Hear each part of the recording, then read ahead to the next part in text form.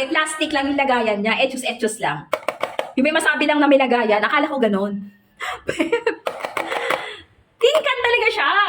As in, na kahit pa paano, talagang ma-recognize mo talaga na safe yung iyong flash drive here. Na pagkatapos mong gamitin, balik mo ulit sa kanya, ibalik mo siya ulit sa lagayan niya, safe na hindi basta maalikabukan.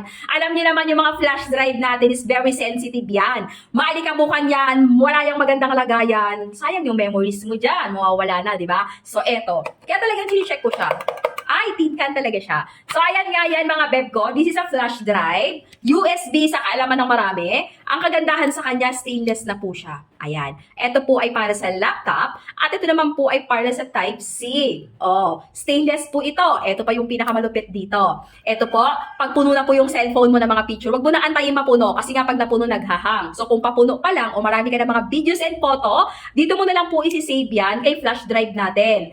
Huwag ka mag-worry, safe yan. Dahil nga may magandang lagayan, after mo gamitin, dito mo lang siya itatabi. Kaya walang problema. Eto pa!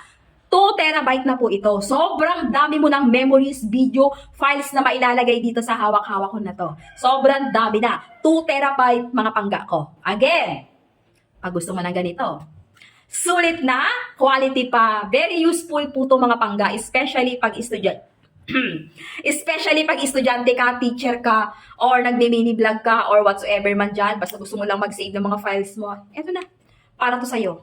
Para to sa'yo, andyan ang link sa baba. Be, para sa'yo to, maniwala ka sa akin, andyan ang link sa baba, ilalagay ko, okay? Alright, alam mo na.